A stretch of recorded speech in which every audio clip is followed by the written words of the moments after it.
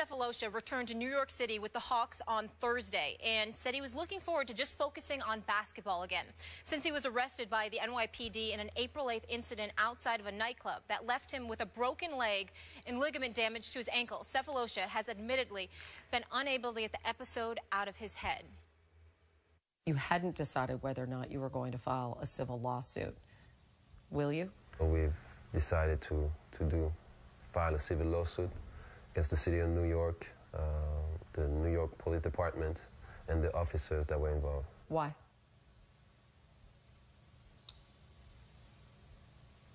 Because there's a lot of unknown about how this will affect me 2 years from now, 5 years from now, 10 years from now.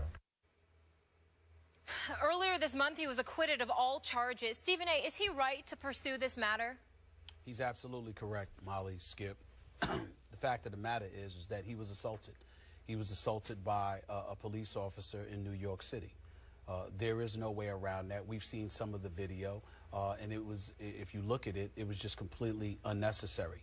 They can point to the fact that he was a large, seeming African-American, even though he's from Switzerland. He's a black man. He was wearing a hoodie. There were several police officers that grabbed him. Grabbing him is one thing. Kicking him and hitting him is an entirely different matter altogether. And by the way, keep in mind, this is while he was trying to extend some dollars to a homeless individual, point number one.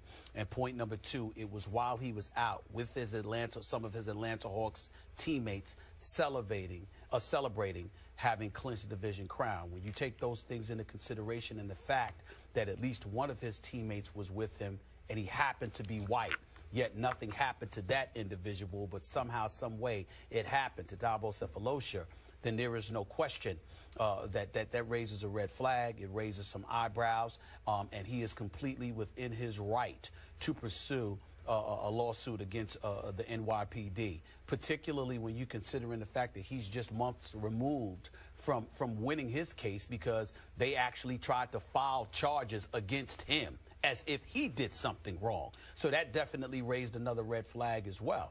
And I think it's important and it's incumbent upon me specifically on this radio show, on this television show, sitting here in this chair, to acknowledge the fact that, again, these are not isolated incidences. It doesn't appear to be the case, at least in the eyes of black Americans. The reality is that when it comes to the issue of police brutality, I have spoken about this on several occasions. I encourage people from all communities to obey the law, to understand that police officers are law enforcement officials, and you should listen to what they're telling you to do. You shouldn't be in their face. You shouldn't be spewing invectives or anything like that. You shouldn't be exacerbating any kind of situation, because in most instances, if not all of them, you are going to lose eventually anyway when it comes up to you going up against the law. So we have a responsibility to make sure that we're sitting up here on this television show and to remind and to encourage people that law enforcement officials are who they are, and it's their job to enforce the law. It's our job as civilized individuals to obey the law and therefore obey police officers. But it doesn't gloss over the fact, nor does it eradicate the reality that there are police officers out there who are a bit excessive, and in some instances it's been fatally so. You know, don't get me started with Walter Scott in South Carolina. Don't get us started with Michael Brown. Don't get us started with this 16-year-old teenager just the other day that was tossed over, you know, by a sheriff's deputy in South Carolina, forcing him to ultimately lose his job because he felt the need to be excessive in his physical behavior towards her. Regardless of what the circumstances were, she wasn't a threat. She certainly didn't put her hands on him. And the fact is that this is a girl that just lost her mom recently and is a foster child. None of that's taken into consideration in all likelihood because the officer did not know that. But there's a lot of things that they don't know. And if you don't pose a physical threat to a police officer, there's no reason on earth for a police officer to be doing what the police officer did in the Dabo Sefolosha case, and obviously in the case that I just mentioned with the girl in South Carolina. These are problems that have permeated the African-American community. It's something that's being talked about. It's something that needs to be investigated thoroughly and even more so. But there is no denying that there is a problem. There is no denying that even though everything can't be perfect about the Black Lives Matter movement in some people's eyes or whatever, as it pertains to the issue of police brutality, I don't want to sit there and label or stigmatize or excoriate police officers, because I know one thing: when I need help, I'm calling 911, and it's them. And by and large, they do the right things. And there are black police officers, so let's keep that in mind as well. This is not a race thing in that respect, but we have individuals with darker pigmentations, whether they are African Americans or, in the case of Sefolosha, who's from Switzerland, that literally can make the case that there has been excessive behavior exercised against them, and something needs to be done to address it. We can't keep quiet about it, because the fact of the matter is it deserves a hell of a lot of noise. It's just that simple. I 1,000% agree with everything you just said. Obviously, Stephen A. Smith, I cannot remotely identify with this situation the way you can. But clearly, I admire this man for pursuing this to the nth degree in the court of law, because clearly this was police brutality, and the injury that Sefolosha suffered could be career-threatening. It was so terrible. I have such sympathy for what he went through once this situation escalated to the point that it did. And I would applaud him if he pursues this to whatever he can in the court of law to get whatever justice he can get for himself, given how this situation ended. But Stephen A., if you will, allow me to talk briefly about how this situation started. Maybe I'm out of line bringing this up. Correct me if I'm wrong. But you know and I know that my ongoing theme on this show has been nothing good ever happens after midnight in any kind of nightclub situation. And there is a moral to this story. If there's anything we can take away from it that's constructive, there's an overlying moral to this story. Obviously, underlying this incident was, as you refer to, the escalating tension in this country between white policemen and black people, black-skinned people. Yet, how did it begin, Stephen A.? It's 4 o'clock in the morning. That next night, that same night of April the 8th, they have a game, and again, they had clinched, but they have a game coming up against the Nets. The Atlanta Hawks do. The Hawks at that point were 58-19, 8 games better in the Eastern Conference than the second place Cleveland Cavaliers. So they are riding high. And I said at the time, I thought that Sefolosha and Antich had a responsibility to their teammates to avoid any situation that could put them in peril. So what happens? An incident breaks out in a Manhattan nightclub down in the Chelsea area. And the police are there, and they're screaming at everyone in the club to quote Thabo, "Get the hell out, get the hell out."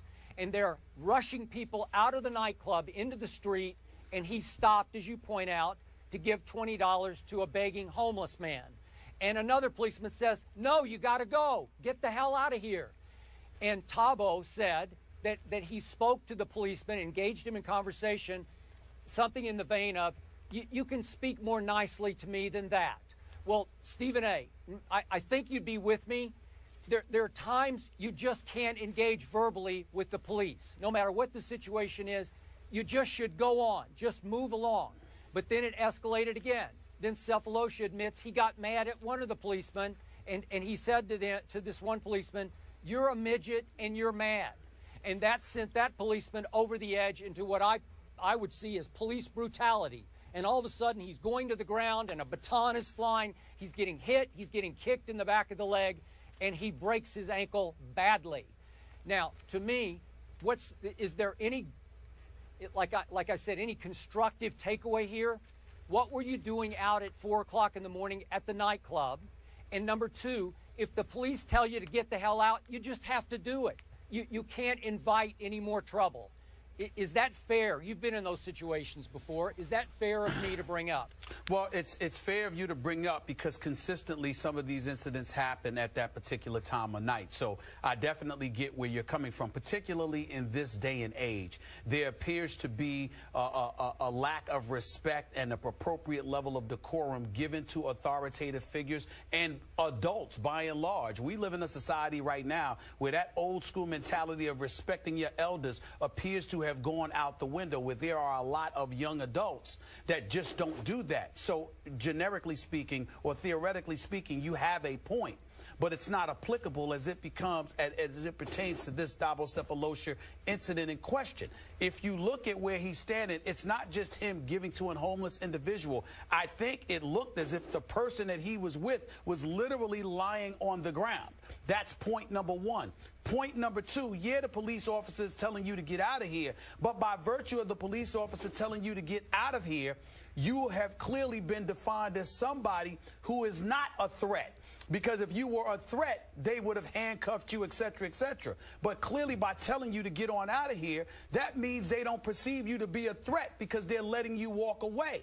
So why would you then feel the need to gang tackle him? And while you have him down, Skip, you kick him in his ankle, and on top of it all, you hit him with a baton. Sure. What is the reason for that? So what I'm saying is that generally speaking, your point is valid. If you want to avoid trouble, it would help not to be out so late, especially in this day and age with the way young folks in our society are tending to act. The flip side is that you still can't, and I know you were not doing it, but no one can excuse what we saw from these police officers because you had already deemed him not as being a threat. So basically, because you said something to him and he said you don't have to speak to me that way and he called you a midget, that's cause to gang tackle him, kick him in the ankle, and beat him with a baton? Now, that's the point. And if you did that, and here's the key thing, Skip, if you did it with Thabo Sefolosha, who is not a threat, who you have classified as not a threat, meaning the police officers, not a threat. What are you doing to other people out there that you could conceivably sit there and say, totally well, agree. We're not sure? That's where it comes in, and that's where the police officer has to be made accountable. I'm with you. My point is, because that's operating right now, just walk away from it. It's too dangerous. I agree. I'm on your side. I'm on your side here. Don't even tempt fate, because bad things could happen. Unlawful things can happen. That was flat out police brutality. I'm with you. Once it went to the ground, all bets are off. In no way am I defending the policeman there. I'm just saying, if anyone's watching right now, please think about, don't put yourself in that situation. Try to avoid that kind of situation, because bad things happen. We agree. We agree. Unfortunately. Fair enough. Nothing good happens after midnight, but he did suffer physical and emotional scars, causing him, of course, to miss time from his job, and I applaud him for moving forward. He'll now sue for $50 million.